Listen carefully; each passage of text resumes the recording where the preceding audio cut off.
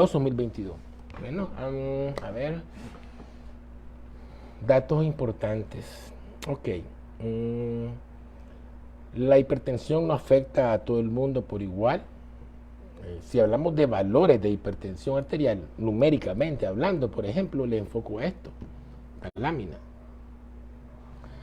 Por ejemplo, arriba de 180 es una emergencia, ¿no? Cuando alguien, voy a tratar de darle a esto aumentado a ver qué tal se ve.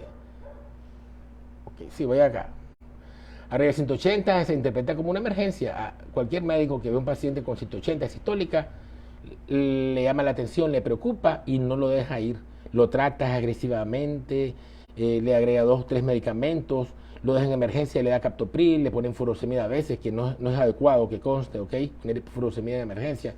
Lo tratan porque es como una emergencia. ¿Y por qué? Porque produce accidente hemorrágico, infarto, falla renal aguda, puede causar congestión pulmonar, agua en los pulmones repentinamente, ¿ok? Cuando vemos pacientes entre 160 y 180, ya hablamos de un hipertenso moderado a severo, generalmente con complicaciones cardíacas, con hipertrofia, ha tenido infarto, tal vez ha tenido un accidente cerebrovascular, dígase una isquemia cerebral o un infarto cerebral. Entre 140 y 160 es leve y es lo más común que vemos que llegan pacientes a nuestra consulta con estos valores, pero además tienen sobrepeso, colesterol alto, triglicéridos altos, fumadores. Entonces lo tomamos como un factor de riesgo.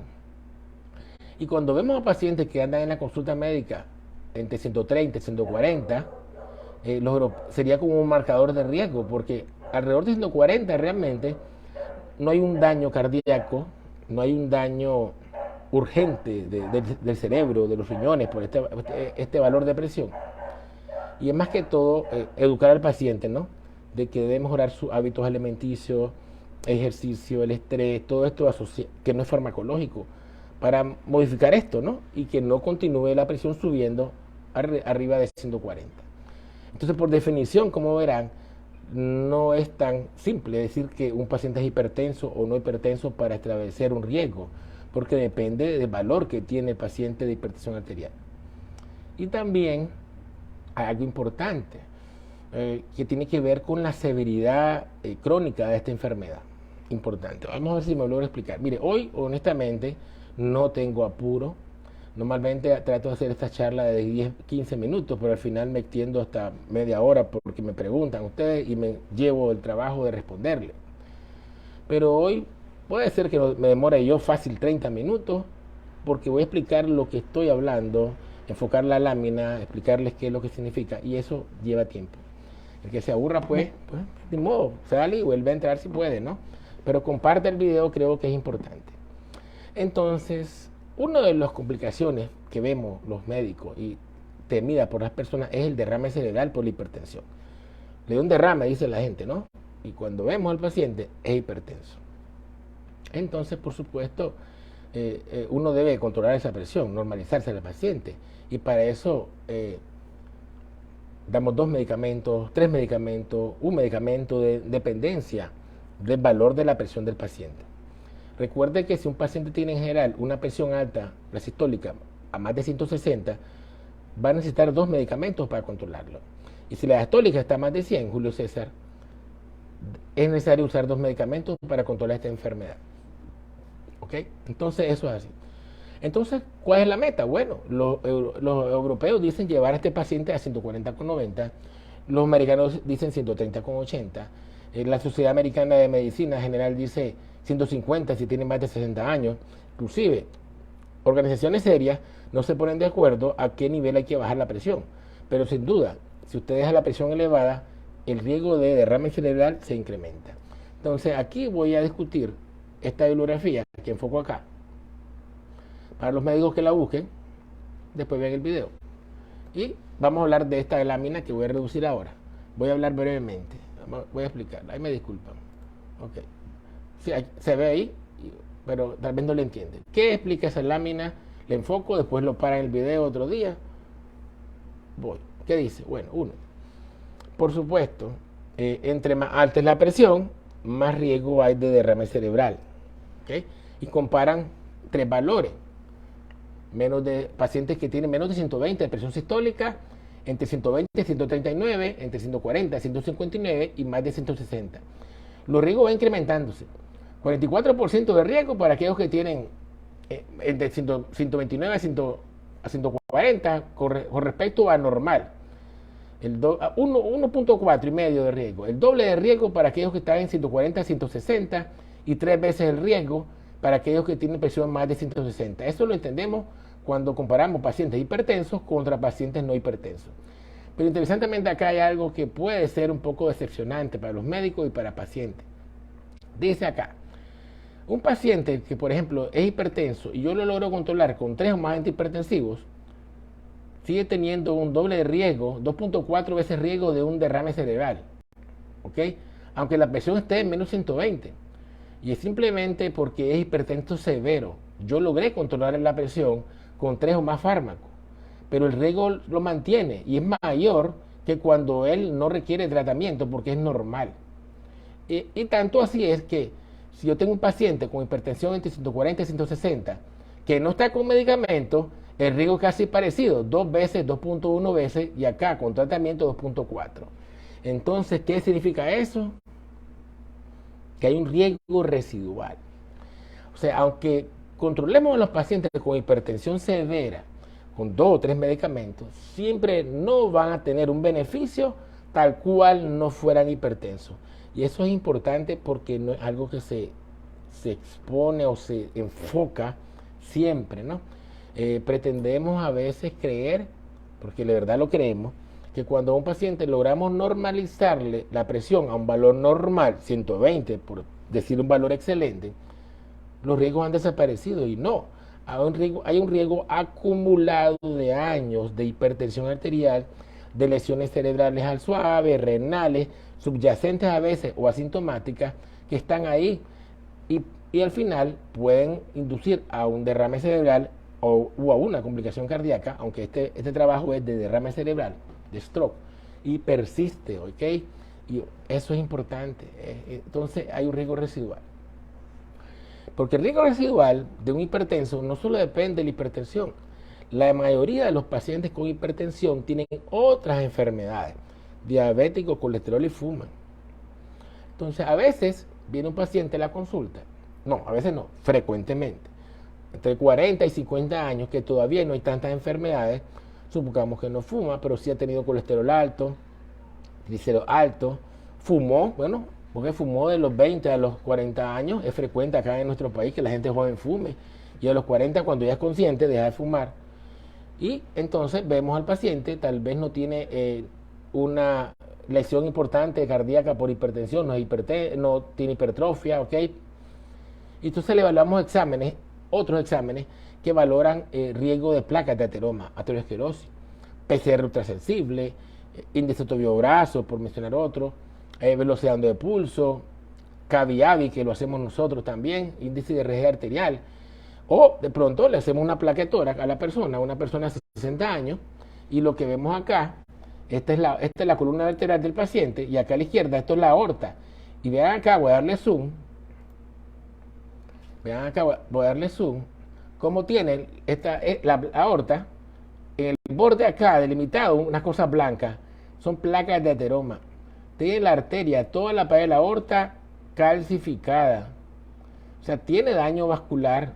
Okay, tal vez no tendrá todavía dolor anginoso ni infarto, pero esta persona tiene daño vascular arterial o una arteria poplitea, que aquí está el fémur, ok, este es el hueso de la tibia.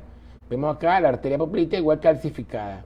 Esto ocurre frecuentemente en fumadores y diabéticos. Entonces, saludos desde Perú, un abrazo, y también Nicaragua, por supuesto.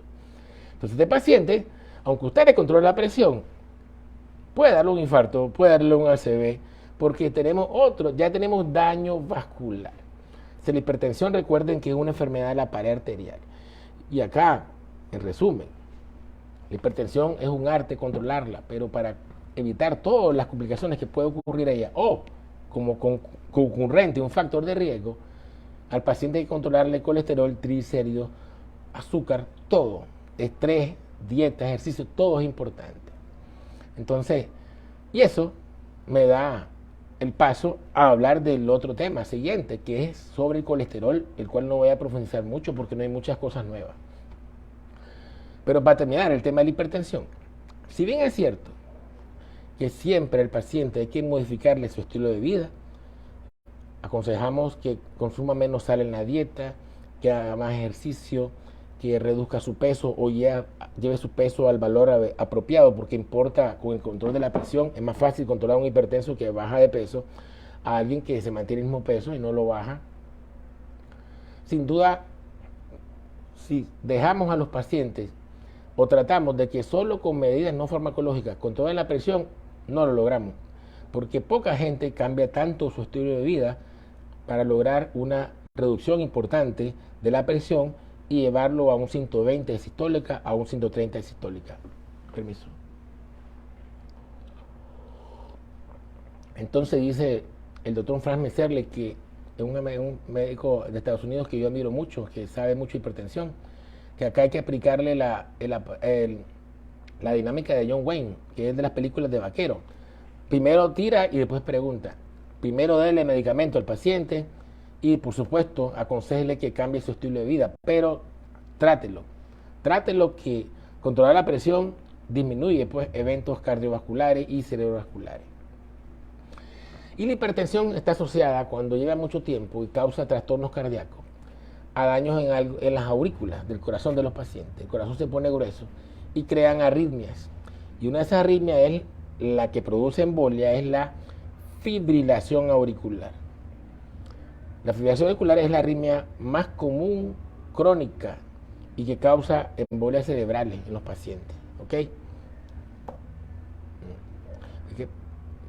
Agregué. Ok. Entonces, esta arritmia en general, la FA, pues tiene tres tipos de pacientes fundamentales. Un grupo de pacientes que tienen trastornos genéticos, esto es nuevo, 2022, y que es la genética la que produce que le dé la arritmia por diferentes trastornos en la aurícula, alrededor donde desembocan las venas pulmonares. Otros pacientes tienen la arritmia porque tienen muchas enfermedades, tienen diabetes, obesidad, que la obesidad actualmente ya se comprobó que influye en la generación de FA oficialmente porque causa infiltración de grasa en la aurícula izquierda. Y otro grupo de pacientes que son los de mayor edad, que no tienen enfermedades, pero es la edad por envejecimiento cardíaco que tienen la arritmia. Entonces esas son actualmente las tres líneas, diríamos, de historia natural de la FA. El que es genético generalmente va a tener FA joven, antes de los 40 años, y otro familiar así, y corazón estructuralmente sano y tal vez sin ninguna otra enfermedad. El que ocurre la arritmia por múltiples enfermedades cardiovasculares que generan, no tiene audio Cecilia, pero todo el mundo tiene audio, ¿no? Por otro tipo de enfermedades que inducen estos trastornos en la aurícula, y aquellas personas, como decía, de mayor edad, que es por simplemente el envejecimiento. Entonces, la complicación fundamental de la FA es los coágulos a nivel cerebral, la embolia cerebral. ¿Cómo se previene esto? Con anticoagulantes. Pero sucede que también en este simposio se mostró información importante publicada recientemente en 2021 de estudios grandísimos de más de 2 millones de pacientes, donde se encuentra que aún un 2% de las personas, es decir, de 100 personas, 2 personas presentan embolia aunque estén bien anticoagulados. Y esto es importante tenerlo en cuenta porque aun cuando actualmente hay anticoagulantes seguros que se toman una vez al día, cuya dosis está predeterminada por la función renal, y usted dice, si la función renal es buena, dosis máxima; si la función renal está deprimida, ligero, dosis reducida, que ya están establecidas, no hay que inventarlas. Hay otros que son 2 veces al día y son muy seguros en cuanto a hemorragia. Aún tomándolas bien, puede haber embolia. Pero aún si el paciente no las toma como se debe, porque las que es 2 veces al día, se la toma 1 vez al día para ahorrar, igual va a tener embolia. Entonces hay un problema también de discontinuación del tratamiento anticoagulante. Y se me va esta es la lámina que tiene que ver con eso. Y para los médicos, que esta estaba movida, ahí está la información, acá. Esta es de hace recientemente. Y también acá, hoy brevemente voy a hablar de taquicardia sinusal inapropiada. La TCI es una enfermedad cuya etiología todavía no se determina, es múltiple, sobre todo en mujeres que tienen una frecuencia cardíaca en reposo de más de 120 latidos por minuto persistente, o bien que cuando hacen esfuerzo físico el ritmo cardíaco aumenta muy rápido y le da molestias, fatiga, disnea, dolor de pecho, intolerancia al esfuerzo porque hay mucha frecuencia rápida. En general se tratan con beta bloqueadores, propanolol, bisoprolol, pero estas personas generalmente no son hipertensas y por eso no aguantan el beta bloqueador. Se les puede dar verapamilo o diltiazem, pero igual bajan la presión y no lo toleran. Entonces, una de las moléculas indicadas actualmente es la ibrabadina. Es una medicina que solo reduce la frecuencia cardíaca y no deprime contractilidad cardíaca, no baja la presión y es muy indicada y útil. Pero hay personas que aun tomando la ibrabadina mantienen frecuencia alta y no mejoran. En el 2008 hubo una publicación en la revista española Cardiología que yo he utilizado en mis videos sobre el tema que está aquí en la página, que es lo último que se había publicado de eso. Ahora no hay uno de 2019 y un artículo de 2015. Pero bueno, en resumen, donde se hablaba de la ibrabadina, bueno, que era útil, pero no había tenido evidencia, ¿no? Se utiliza, pero falla también. Entonces, se ha propuesto que hay un procedimiento quirúrgico y otro no quirúrgico llamado ablación por radiofrecuencia, que es un estudio electrofisiológico, que se puede lograr quemar, por decirles a ustedes, alrededor del área donde se originan los latidos cardíacos, el nodo sinusal, y modular esa respuesta. Entonces se comparó en un estudio ese tipo de procedimiento que se llama modulación del nodo sinusal y otro que fue cirugía abierta con toracoscopía, eso ya más agresivo, y además con ablación combinado. Y aparentemente este método, que es más agresivo, que es más caro, tiene mejor pronóstico. Entonces lo nuevo en relación a taquicardia sinusal inapropiada es que se valida que sí se puede utilizar ibrabadina sola combinada con los beta bloqueadores o con verapamilo, pero es muy probable que si el paciente o la paciente no tolera esto, no le va bien, sigue con muchas molestias, el procedimiento más apropiado sería agresivo, cirugía con toracoscopía, con abierto, con, bueno, algo, digamos, externo cardíaco, pero quirúrgico, y además al mismo tiempo con un procedimiento invasivo de ablación por radiofrecuencia. Este estudio que se hizo en un centro tiene buenos resultados, pero hay que hacerlo en otros lugares del mundo para comprobar si realmente es válido y son los resultados tan buenos como los americanos lo encontraron. Pasando al otro tema, tiene que ver con, habría hablado del colesterol, los triglicéridos. Estamos hablando de lo mejor del año 2022. No hay mucho nuevo, solo lo siguiente. Las estatinas, Rosu, Atorva, Simba, cualquiera, sigue siendo el tratamiento apropiado para la mayor parte de los pacientes con colesterol alto, porque han demostrado menos riesgo de muerte e infarto en las personas que logran bajar su colesterol. Cuando con estos medicamentos no se controlan a los pacientes, se le debe agregar ezetimiba, que es un medicamento que bloquea la absorción de la grasa intestinal a nivel hepático y los niveles de colesterol bajan hasta un 15% más. Pero cuando hay pacientes que mantienen colesterol total de 500, de 400, de LDL, que es el colesterol que da las partículas más pequeñas que penetran las arterias del corazón y da infarto más, ¿okay?, que es el factor de riesgo mayor, y estas estatinas no logran disminuir el colesterol a valores importantes como 40 miligramos por decilitro, se está utilizando, ya está validado hace más de 5 años, el uso de unas inyecciones con unos anticuerpos monoclonales que logran reducir el colesterol a 35 a 40. Y es el método actual más novedoso para reducir colesterol en personas que con la terapia por vía oral se falla, no se toleran o son pacientes de muy alto riesgo. Lo que pasa es que actualmente, como esto es nuevo, es muy costoso, anda por alrededor de $15,000 el tratamiento al año.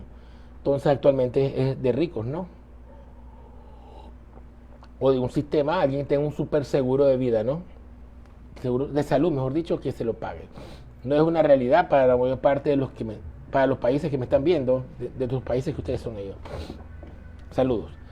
Entonces, ahora vamos a hablar de infarto entonces, porque hablamos de colesterol.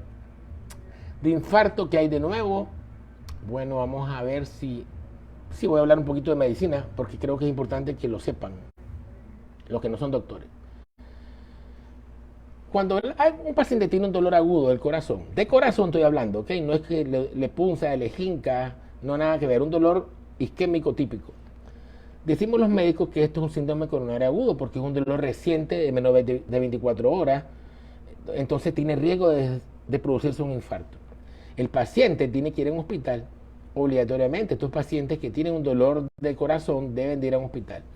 En el hospital se les va a hacer un electrocardiograma, el cual es importante cuando llegan, porque según el electrocardiograma el paciente y exámenes de sangre, o a veces en lugares, en centros de alta resolución, cateterismo de un solo, vamos a darnos cuenta si ese paciente tiene una arteria coronaria obstruida completamente o parcialmente. Y en dependencia de eso, pues viene el tratamiento. El tratamiento no ha cambiado en el mundo en los últimos años, se mantiene igual.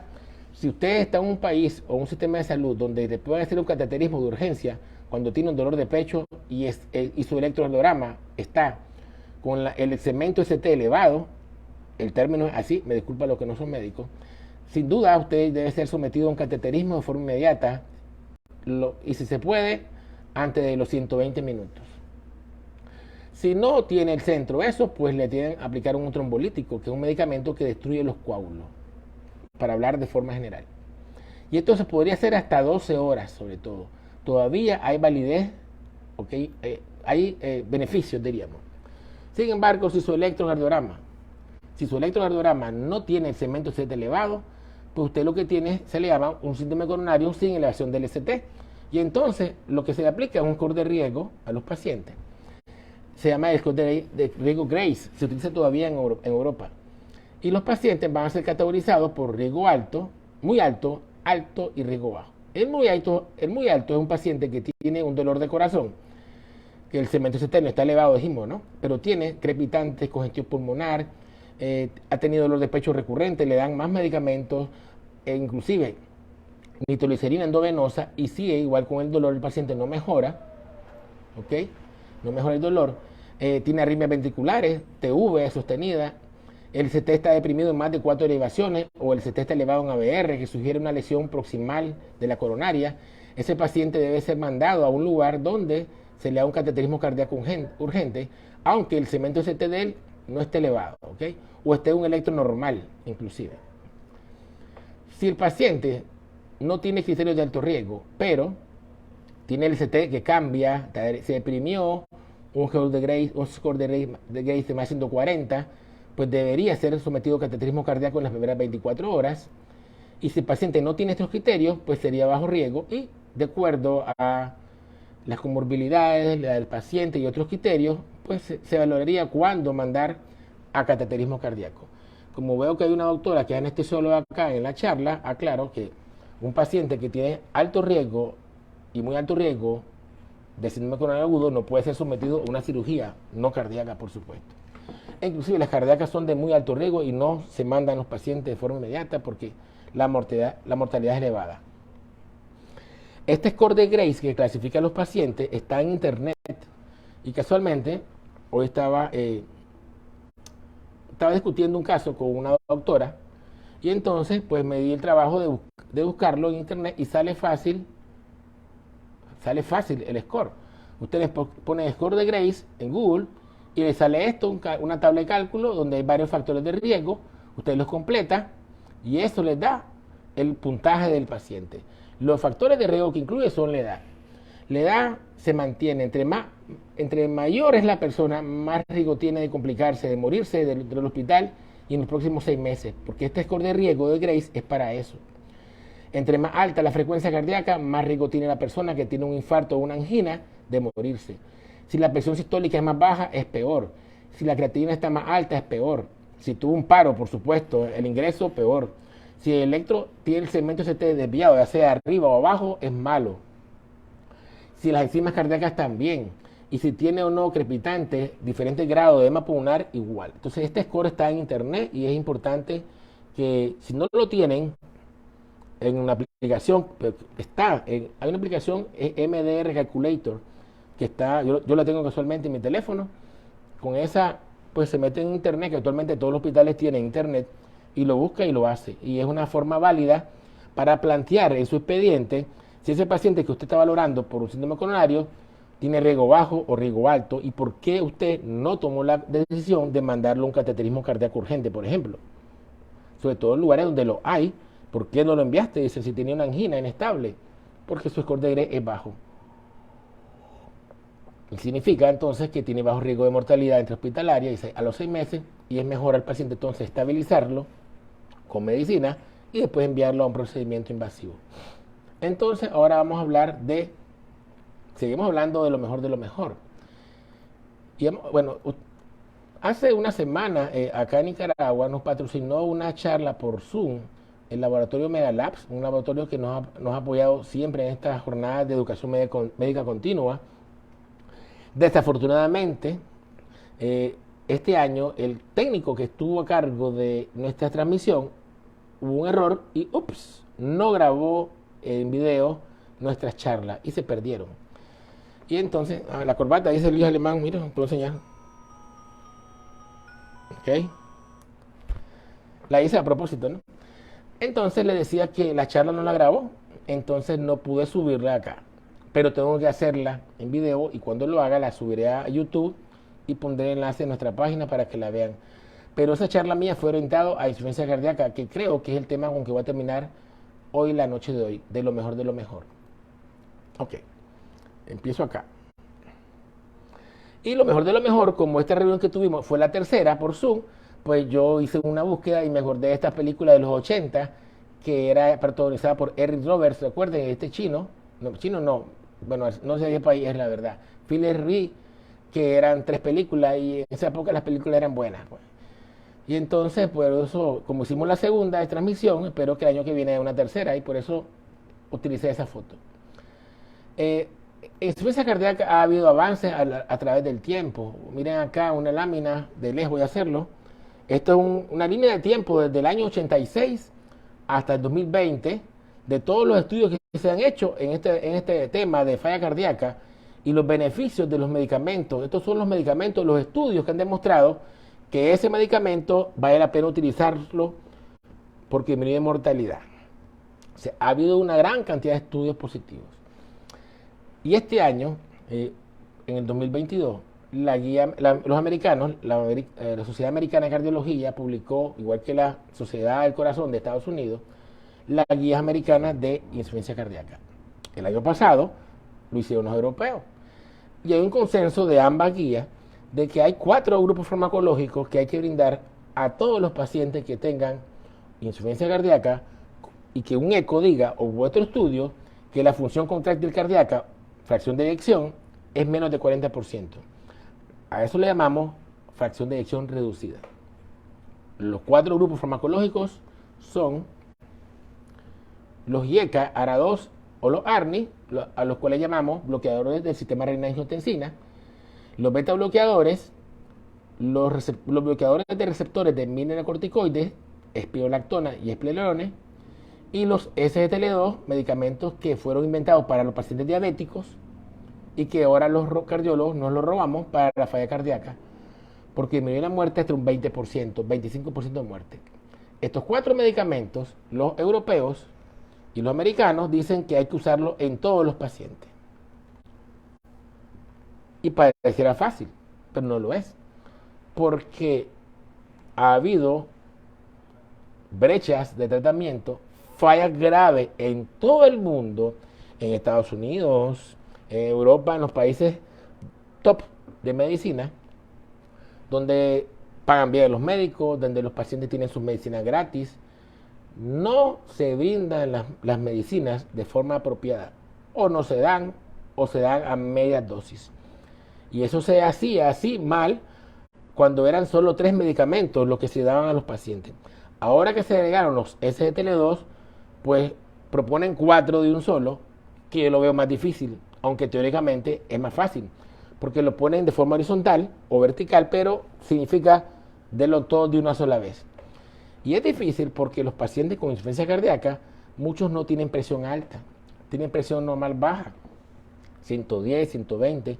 Importante acá, hago una pausa. La garganta se me está yendo. A una pausa porque ahora estoy hablando de una enfermedad que se llama insuficiencia cardíaca. No estoy hablando de hipertensión arterial, ¿ok? Por eso van a ver que estoy hablando de normal baja, 110 de sistólica y 120. ¿Ok?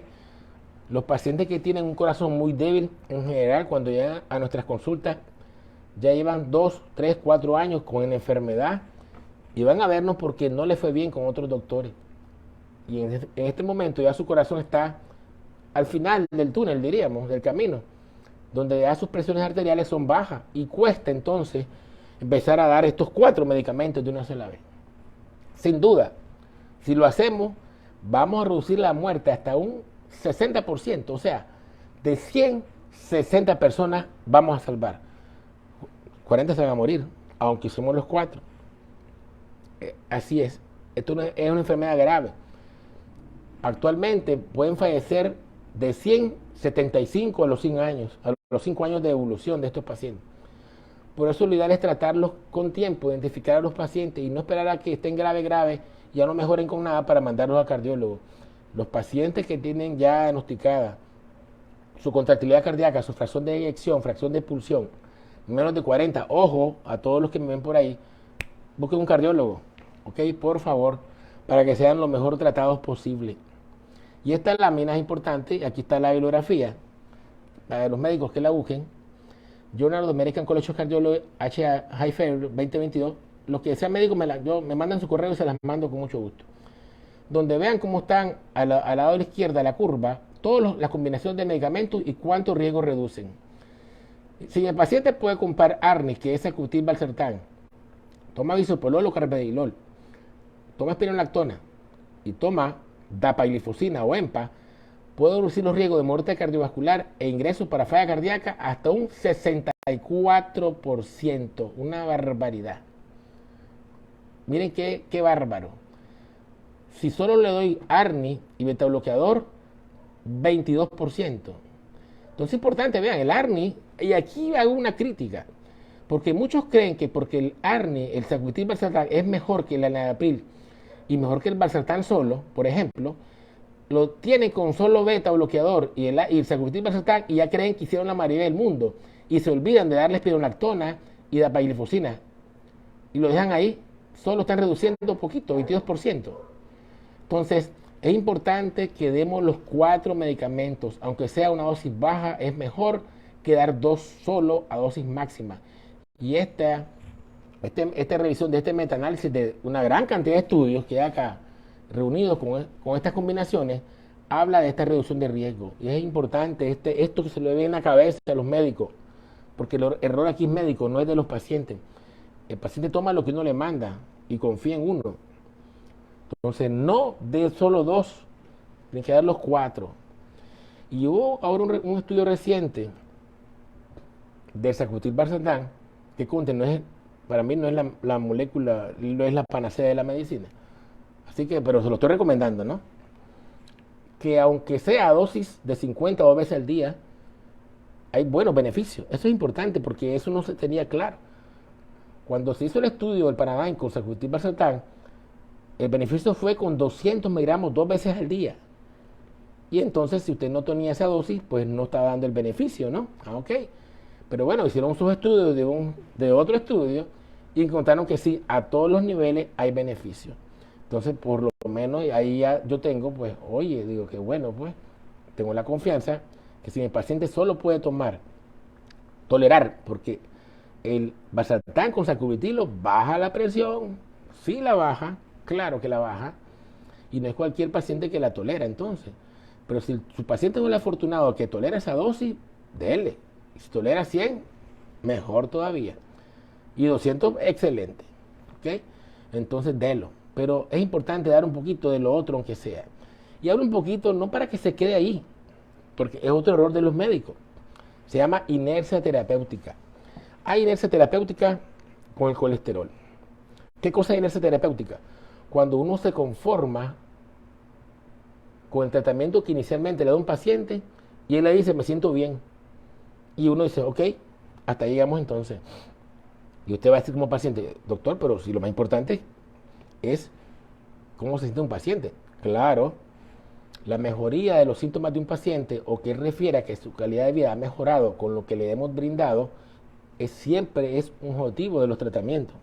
Para angina, para falla cardíaca, para FA, claro, por supuesto.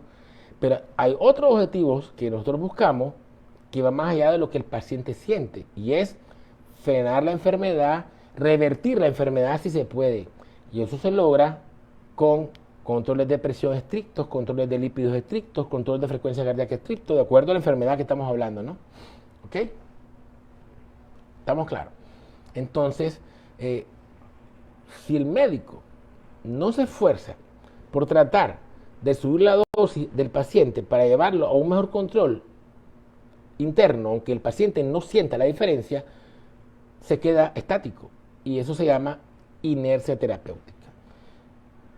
Y ustedes vieron esa lámina de comparación de los medicamentos, que es mejor dar los 4, claro, pero también, por supuesto, si logro dar la dosis máxima, es mucho mejor. Por eso, actualmente, en el tratamiento de la insuficiencia cardíaca, los que atendemos esto, nos copiamos de los que ven infartos, que son los especialistas en coronario, le copiamos el hecho de dar la terapia intensiva con estatinas desde la terapia intensiva y antes del alta del paciente, porque sabemos que el paciente una vez que sale del hospital con ese medicamento, los médicos de familia en España, en el mundo, no le cambian el medicamento a ese paciente que reciben en el área de salud. Y el médico de cardiólogo que lo ve a los 3 meses o a los 6, como el paciente está estable, tampoco se lo cambia. Entonces, hay inercia terapéutica con el control de lípidos y la presión muchas veces una vez que salen los pacientes de los hospitales. Y por eso, en falla cardíaca, hay que tratar de darle al paciente los 4 medicamentos desde el ingreso hospitalario. Y acá, y acá, una lámina que fue publicada ahorita en la sesión de la AJA en noviembre 2022, que es la Asociación Americana de Cardiología. Fue expuesto por el doctor Mebasa, que expuso un estudio donde en Francia le daban a los pacientes dosis agresivas rápidas hasta el 50% de los 4 medicamentos antes del alta. Y él logró disminuir los eventos cardiovasculares más de un 25%. Hay evidencia actual con diferentes medicamentos, Sacubitril, Valsartán, Verosiguat, sotaglifosina, empaglifosina, de darlo desde que está en la sala, ward en inglés, en la sala, antes del alta, porque si usted lo brinda, el paciente se beneficia más y menos reingreso. Entonces, ahora hay una serie de publicaciones, y es lo novedoso del 2022, donde todo el mundo está enfocado en publicar cómo podemos hacer para que los médicos del área den los 4 medicamentos, cómo los enamoramos, cómo los convencemos que se pueden brindar y que no se queden con 2 medicamentos como lo hacen todavía en Europa, en Estados Unidos. ¿Okay? Así que imagínense cómo estaremos nosotros. Así es, peor, ¿verdad? Suponemos, de pronto pues sorprendemos. Entonces, en la European Heart, en la revista de la Asociación Europea de Falla Cardíaca de este año se publicó, hicieron un estudio de todos los estudios en falla cardíaca, de cómo se brindaron los medicamentos, cómo se combinaron y los beneficios de los pacientes. También compararon cuánto baja la presión cada medicamento, y aquí es importante, voy a hacer un punto y aparte. Y encontraron que para aquellos médicos que son un poco inexpertos o tienen temor, esta propuesta que les voy a enfocar podría ser la más útil para ellos para poder brindarle a sus pacientes los 4 medicamentos, a los pacientes que tienen insuficiencia cardíaca. Ellos dicen, como los SGLT2, dígase dapaglifosina y empaglifosina, no bajan mucho la presión, solamente de 3 a 5 mililitros de mercurio, y además reducen la congestión pulmonar, tienen efecto diurético, pues perfectamente podríamos darlo en la primera semana. Aquí abajo esto es el timing, tiempo en semanas. Primera semana un SGLT2, y perfectamente se puede combinar a la semana con espironolactona 25 miligramos. Aquí habría que ver que no tenga la creatinina en más de 2.5 y que el filtrado del paciente glomerular sea más de 30 y que el potasio no esté en 5 o más. Si no tiene eso, usted puede dar espironolactona. Y con esos dos usted ya está ganando un 50% de reducción de riesgo de mortalidad ingresos hospitalarios, la claro, el primer mes. A la tercera semana, donde el paciente está mejor de la falla cardíaca y ya su presión ha mejorado, porque mejoran, es claro, con el tiempo, le puede tratar de dar una dosis baja de sacubitril valsartán, 50 miligramos 2 veces al día. Y a las 8 semanas empezar con el beta bloqueador. El paciente ya no tiene congestión pulmonar, ya no tiene edema, ya no le va a dar un cierto empeoramiento que dan los beta bloqueadores al inicio. Entonces, este es el esquema que ellos proponen que podría ser útil para la mayoría de los pacientes. Y es cierto. Pero si tu paciente tiene una presión sistólica más de 140, usted perfectamente podría dar los 4, le aclaro. Los 2 iniciales, DAPA o empaglifosina sin miedo, igual que la espironolactona, una dosis baja de ARNI, 52 veces al día, de sacubitril valsartán, dígase, y tal vez carvedilol 625 veces al día, por lo menos, perfectamente. Y eso lo logró el grupo de Francia. Pero que conste, y aclaro, el estudio del grupo de Francia no incluyó el ARNI porque ese estudio comenzó en el año 2015. Y además también fue afectado por la pandemia. Entonces, solo un 10% de los pacientes tomaron el ARNI. ¿Ok? De modo que el estudio realmente es con beta bloqueadores y EKR2 y con espironolactona. Y ellos probaron que se puede dar dentro del hospital hasta un 50% de la dosis de esos medicamentos si los médicos se lo proponen. Y después se le da seguimiento por cardiología. Y la última lámina de lo mejor del año 2022, que sigue siendo insuficiencia cardíaca, es que se encontró que la dapaglifosina y la empaglifosina a dosis de 10 miligramos al día son útiles en disminuir mortalidad por falla cardíaca, por mortalidad cardiovascular e ingresos hospitalarios por insuficiencia cardíaca en los pacientes que han ingresado en hospitales por insuficiencia cardíaca, y al hacerles el eco, la función sistólica del corazón es más de un 40%, de un 41 a un 49 y más de un 50% también. A eso lo llamamos insuficiencia cardíaca ligeramente reducida, con fracción de eyección ligeramente reducida, e insuficiencia cardíaca con fracción de eyección preservada. Y enfoco las dos publicaciones. Esta fue ambas del New England Journal of Medicine. Esta fue en octubre de 2021, pero fue con empaglifosina. Se llamó el grupo EMPA-PRESERVE, el estudio, con la curva inferior más baja de mortalidad es con empaglifosina y el placebo que acá. Y el dapaglifosina fue el reciente, el el estudio de LIVER, que tiene igual resultados muy similares en cuanto a empeoramiento de falla cardíaca y mortalidad global de los pacientes. Entonces, actualmente, los SGLT2, porque parece que es un efecto de clase, pero están liderados por dapaglifosina y empaglifosina a dosis de 10 miligramos al día, son capaces de reducir los ingresos hospitalarios por insuficiencia cardíaca a los pacientes y mortalidad cardiovascular, cuando se utilizan, cuando los pacientes han ingresado por falla cardíaca. Y la verdad es que esto es independiente de que si la FEBI es de 30 o 45, porque vieron que con estos estudios nuevos se pueden utilizar también en pacientes que tengan una función del corazón mejor. Entonces les voy a comentar algo. Dos cosas. Uno, el mes enero vamos a comenzar bien.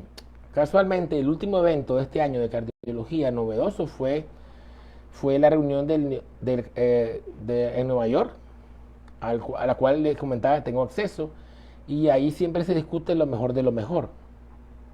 Y hoy que estaba revisando algunos temas, pues dije, aquí tengo ya perfectamente la sustancia para publicar acá en la página enero.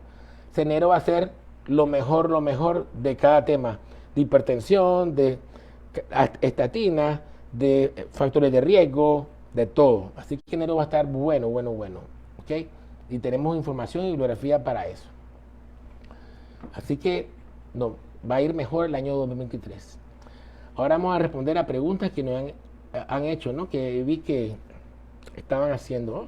No me demoré mucho. Vamos a ver. Se me está yendo la garganta. Dice Winsam, vamos a ver. Winsam es hipertenso. Me pregunta si la olmesartán combinada con hidroclorotazida es buen medicamento. Como no, el olmesartán es el ARA2 más potente y la hidroclorotazida es un diurético que tiene potencia el efecto del olmesartán, lo que puede dar trastornos metabólicos ácido úrico alto, tendencia a la diabetes en pacientes de riesgo. Eugenio me mandó su correo, correcto, para mandarte el estudio de la comparación de todos los medicamentos, ¿no? En beneficios cardiovasculares para falla cardíaca, correcto. Voy respondiendo del inicio al final, mejor. Dice Julio César Bautista, mucho gusto. Gracias a todos aquellos que han estado este año. Bueno,